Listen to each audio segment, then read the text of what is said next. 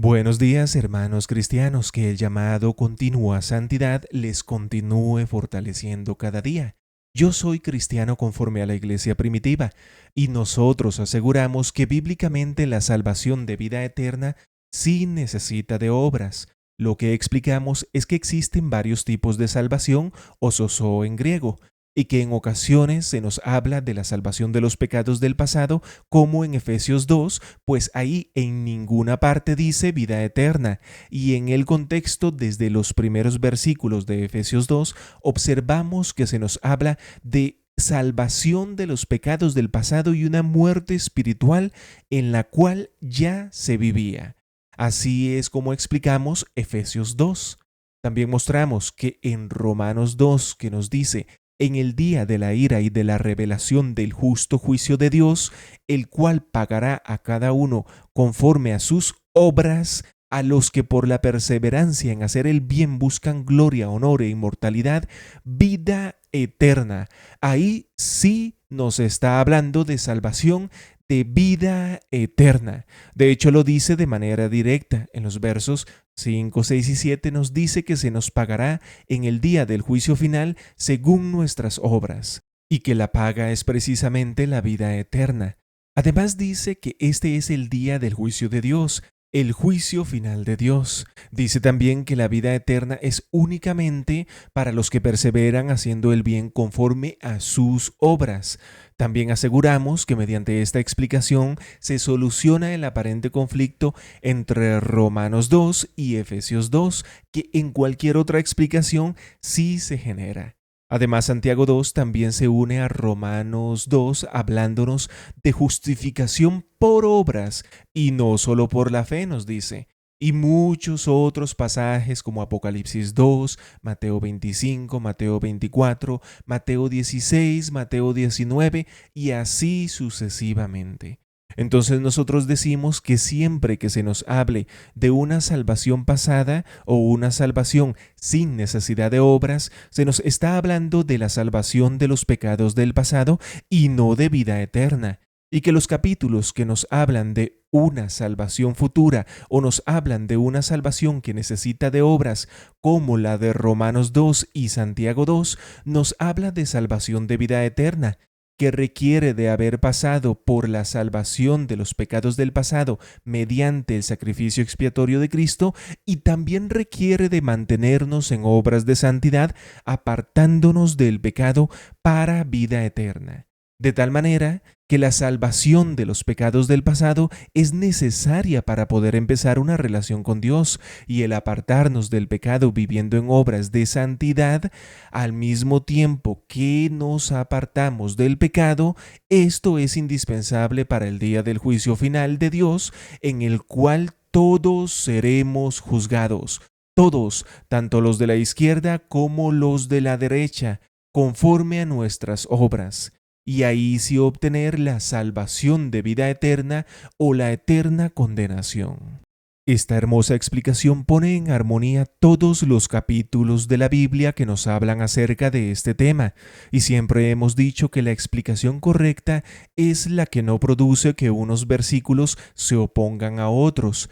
Para nosotros los cristianos, conforme a la iglesia primitiva, todo versículo es hermoso. No existe ningún versículo que se oponga a esta armoniosa explicación. Todos los versículos los aceptamos con gran gozo, tal y como hicimos con el precioso Efesios 2, y tan solo los explicamos a través de su propio contexto y demostrando que no se oponen unos versículos a otros. Llegados a este punto, algunos malintencionados, principalmente libertinos que quieren continuar en pecado, dicen que tal afirmación significaría asegurar que la salvación de vida eterna depende únicamente del ser humano. Pero dése cuenta que ninguna persona, nadie que diga ser cristiano, e incluso ninguno de otra religión que crea en el Dios que es uno, le dirá a usted que la salvación de vida eterna depende únicamente del ser humano. Nadie nunca jamás ha dicho eso. Únicamente del ser humano sin la guía de Dios, sin la instrucción de Dios, sin la ley de Dios, sin la fortaleza espiritual de Dios y sin otros elementos que provienen de Dios, Nunca nadie ha dicho eso y nunca nadie lo dirá. Tal opinión queda descartada. Lo que sí existen son dos proposiciones referentes a la salvación de vida eterna. Una que dice que la salvación de vida eterna depende únicamente de Dios y otra mucho menos extremista que dice que la salvación de vida eterna tiene dos componentes, la parte que le corresponde a Dios y la parte que le corresponde al ser humano. Tenemos entonces que existen estas dos afirmaciones. Revisémoslas a la luz de la Biblia. La primera, que dice que la salvación depende únicamente de Dios en su totalidad, tiene un grave conflicto con la Escritura. Y es que para empezar, en la palabra de Dios nos dice que Dios no quiere que ninguno se pierda, sino que quiere que absolutamente todos procedan al arrepentimiento. Ese es su querer, es decir, a metanoia quiere que procedan, al cambio. Ese es el deseo de Dios. Si dependiese únicamente de Dios, siendo que el deseo de Dios es que todos sean salvos, entonces todos irían a la vida eterna porque solo depende de Dios y de su deseo. Si decimos que vamos a ser juzgados por nuestras obras en el día del juicio final, eso explicaría fácilmente que no todos lleguen a la vida eterna, aunque Dios quisiera que así fuese, pero Dios mismo ha puesto condicionales. Quiere que cumplan los condicionales para vida eterna. Quiere que todos vayan a la vida eterna, pero no todos van a cumplir esos condicionales, porque al final no dependía de Dios únicamente, sino de que el ser humano se dispusiese a vivir en santidad, pero no todos quieren hacerlo. Pero si decimos extremistamente que depende en su totalidad de Dios, entonces como Dios quiere que absolutamente todos sean salvos, y esto lo dice la Biblia directamente, entonces esa proposición de que dependa únicamente de Dios, esa proposición que no está en la Biblia, esa proposición está en conflicto contra la verdad bíblica de que si por Dios fuese todos serían salvos si dependiese únicamente de Él, como nos dice en la Escritura. Ahí ya existe una contradicción directa entre esta propuesta humana y la palabra de Dios. Pero eso no es todo. Además, esa proposición de que la salvación de vida eterna dependa únicamente de Dios tiene un problema aún más grave, el siguiente. Sabemos que Dios no quiere que el ser humano peque. En cuanto a esto, hay dos subopiniones. La que niega esto y dice que podemos pecar y aún así iremos a la vida eterna con solo creer que Cristo es el Hijo de Dios, pero esta proposición directamente se opone a Santiago 2, a Romanos 2, a Apocalipsis 2, a Mateo 19 y así sucesivamente.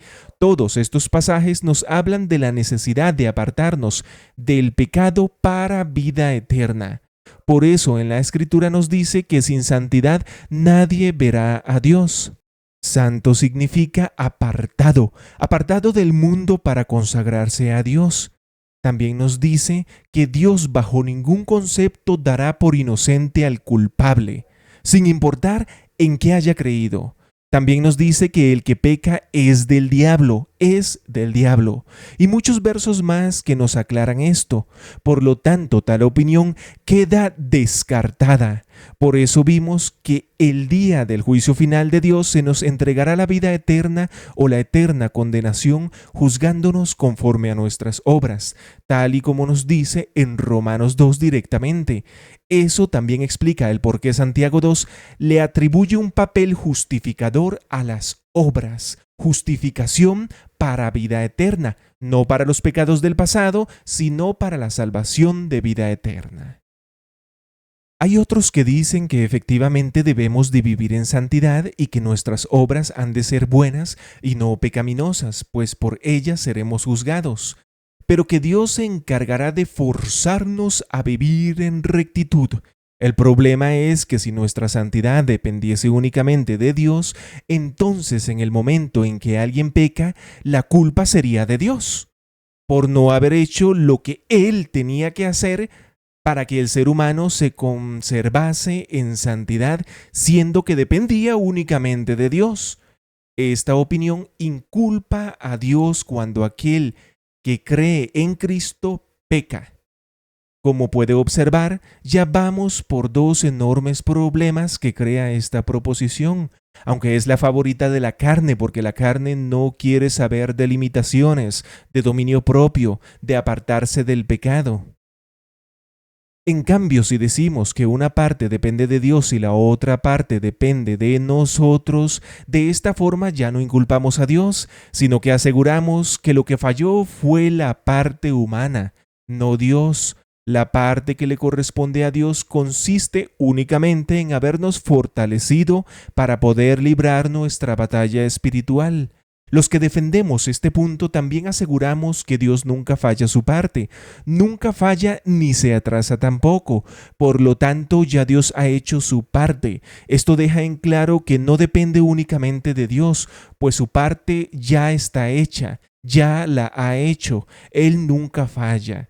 Solo la parte humana es la única que puede fallar. Si alguien peca, fue la parte humana la que falló y por ello será juzgado el día del juicio final, tal y como vimos detalladamente en Romanos 2 y también lo observamos con mayor detalle en Mateo 25, hablándonos del juicio final en relación a la vida eterna, no a otras cosas, a la vida eterna. Mientras estemos en vida tenemos la oportunidad de apartarnos del pecado. Una vez llega la muerte, las oportunidades se acaban y muchos mueren tras pecar. Los tales sin más oportunidad han quedado.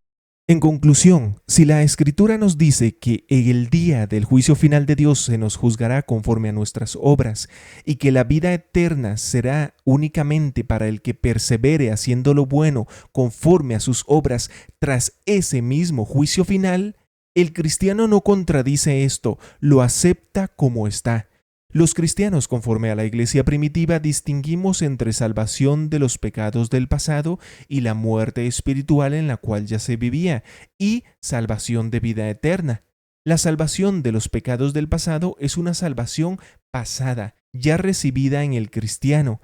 Es sin necesidad de obras. Tiene como objetivo que empecemos una relación con Dios únicamente. La salvación de vida eterna es una salvación futura. Siempre que se nos habla de ella, se nos habla en futuro, en dársenos a futuro. Se nos entregará después del juicio final y por el juicio final.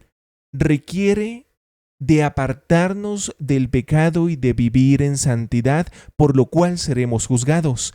De esta salvación nos habla en Romanos 2, en Santiago 2, en Mateo 19, en Mateo 16, en Apocalipsis 2 y así sucesivamente en muchos otros pasajes.